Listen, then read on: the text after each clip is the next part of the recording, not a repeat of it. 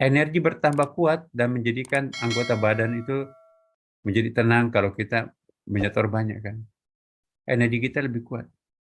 Kerisauan makin mengecil dan akhirnya kita tentram. Inilah yang disebut dalam ayat, innal hasanati yudhibna sayyiati. Sesungguhnya perbuatan-perbuatan yang baik itu menghapuskan dosa perbuatan-perbuatan yang buruk. Energi positif itu melunturkan energi negatif.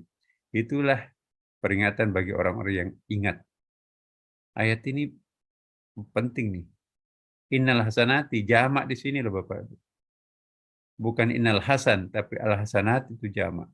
Sesungguhnya amal-amal kebajikan, ya, itu menenggelamkan dosa-dosa masa lampau. Sesungguhnya energi positif itu menghilangkan energi negatif.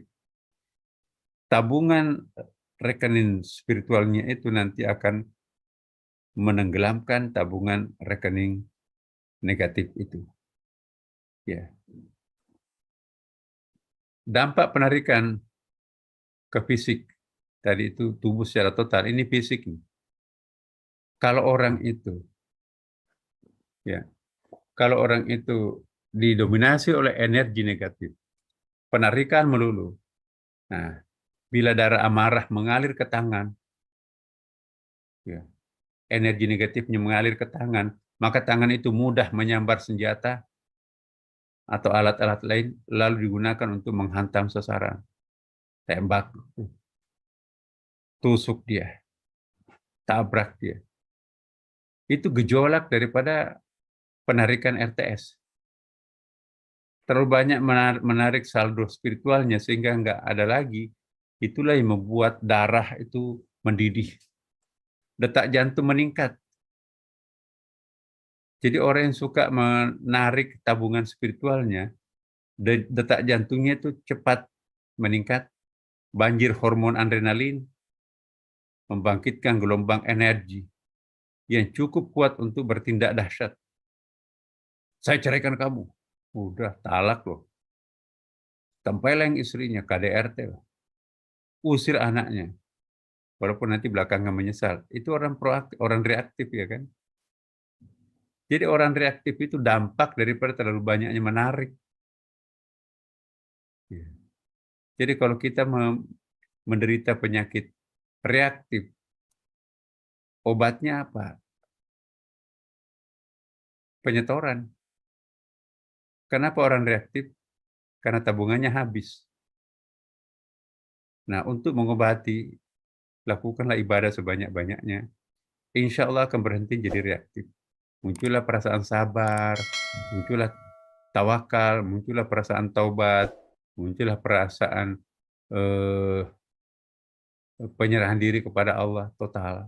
Nah, itu sudah mulai muncul perasaan proaktif. Bila darah, nah ini, bila darah ketakutan mengalir ke otot seperti kaki, maka kaki mudah diajak untuk mengambil langkah 1000. Karena ada ular kobra, itu membuat darahnya itu mendidih, ayo lari. Ya, ada kebakaran, kopornya besar itu kalau normal nggak bisa diangkat, tapi karena ada energi baru, kopornya berisi emas segala macam itu, satu tangan tuh diangkat tuh. Begitu dikembalikan ke tempatnya nggak sanggup mengangkat. Kenapa? Nggak ada energi tambahan. Jadi kalau darah kita itu tersupport dengan baik, ya maka itu bisa melakukan sesuatu yang luar biasa. Kalau supportingnya itu suatu kebaikan, maka itu akan kita menjadi baik. Ya, kemauan itu, fa'alamaha fujuraha wa taqwaha. Kamu punya potensi. Potensi itu mau digunakan untuk belok kanan ujungnya surga atau belok kiri ujungnya neraka. Jadi kita yang menentukan. Dampak penarikan tabungan kebaikan kita, wajah menjadi pucat, hormon darah, hormon dalam otak itu membuat tubuh kita waspada, sehingga overprotective, orangnya cemburuan, sedikit-sedikit cemburu lagi, setiap melihat laki-laki itu mau ngambil suami saya tuh. Setiap melihat perempuan cantik, wah ini bahaya ini suami saya ini. Jadi overprotective. Ya, begitu melihat orang yang kumal, ini penjahat nih. Jadi stres duluan dia. Nah, jadi kalau orang yang gampang mencurigai saudaranya sendiri, orang yang gampang, katakanlah orang yang overprotective, itu ada semacam kolektif memori dalam tubuhnya, dalam dirinya sendiri, penarikannya terlalu banyak. Jadi kalau orang yang suka cemburu, itu tidak punya rasa percaya diri. Kenapa orang nggak punya rasa percaya diri? Jangan-jangan dia juga selingkuh, sehingga mengukur baju di badannya sendiri kan.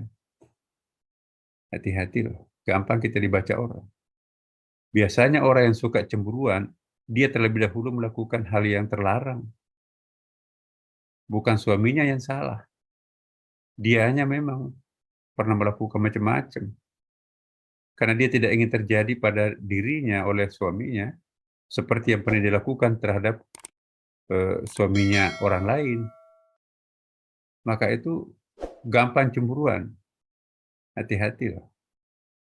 Laki-laki pencemburu itu biasanya diawali pernah melanggar tuh. Perempuan yang suka cemburu berlebihan, dia juga pernah melakukan pelanggaran tuh. Ya. Dia mengukur bajunya pada badannya sendiri. Padahal suaminya baik-baik kok. Gak ada macam-macam tuh. Tapi karena kolektif memori ini yang pernah menarik dengan kasus yang seperti itu, maka itu overprotective. Nah, psikolog bisa menjelaskan ini. Ya, jadi wajah menjadi pucat, hormon dalam otaknya itu membuat tubuhnya selalu waspada, bahkan siap bertindak, cemas dan gelisah. Nah, inilah dia. Kita perlu ingat, idza ja'al bala'u umyal basar. Apabila bala musibah itu datang, maka mata menjadi buta. Mata menjadi buta itu.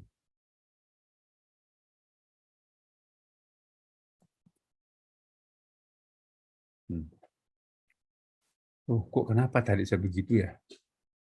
Saya hilaf, ya itu. Ini hadis Nabi loh. Jadi kalau musibah akan datang, mata menjadi buta. Apa kata mata lahiri atau mata batin? Buta. Kejedot sampai jidatnya bengkak. Dia nggak melihat, dan dia pakai padnya kan. Begitu dia bangkit itu kena tembok lah. Kenapa? Dia nggak melihat, matanya buta. Dia khilaf sampai marah di luar dosis yang wajar. Nyesel tuh, kenapa ya? Sudah terlanjur dipecat, sudah terlanjur divonis oleh teman-teman. Baru dia sadar, mata batin saya tadi waktu ngamuk-ngamuk itu lupa. Saya tidak tahu kalau bos ada di situ. Kenapa saya menumpahkan emosi di depan orang yang paling saya kagumi? Ya inilah akibatnya. Nah itu, cepatlah melakukan penyetoran kembali. Manja abil hasanati falahu khairun minha, wa manja bis sayyati fala yujzal ladzi ya'malu sayyi'at illa ma kanu ya'malun. Barang siapa yang datang dengan membawa energi positif, maka baginya dampak yang lebih baik, energi positif juga, bahkan lebih baik dari itu. Dan barang siapa yang datang dengan membawa energi negatif, maka tidaklah diberikan pembalasan kepada orang-orang yang telah mengerjakan kejahatan itu, melainkan hanya seimbang dengan apa yang dahulu mereka kerjakan. Jadi Allah Maha Baik. Kalau perbuatan baik yang kita lakukan berlipat ganda pahalanya. Tapi kalau melakukan kejahatan tidak berlipat ganda. Satu kejahatan ya satu dosanya. Kalau kebaikan yang kita lakukan satu, berlipat ganda 7 kali. Maha baik enggak Tuhan? Ya maha baik. Itulah namanya Bismillahirrahmanirrahim. Maha pengasih, maha penyayang. Satu kebaikan kita lakukan, dilipat gandakan 7 kali. Satu keburukan yang kita lakukan, hanya satu keburukan dosanya. Merencanakan suatu kebaikan, diberi pahala, sama dengan kalau melakukan perbuatan itu. Merencanakan sebuah kejahatan, tidak ada dosanya, sebelum berangkat untuk melakukan perbuatan awal dari dosa itu. Sejahat apapun pikiran ini, belum dicoret, belum di list, argonya belum jalan. Argo itu jalan kalau sudah mulai anak tangga pertama. Udah melangkah satu langkah, udah argo jahatnya muncul. Tapi kalau kebaikan, baru perencanaan argo kebaikan itu sudah jalan terus. Maha baik enggak Allah? Iya maha baik. Itulah Allah.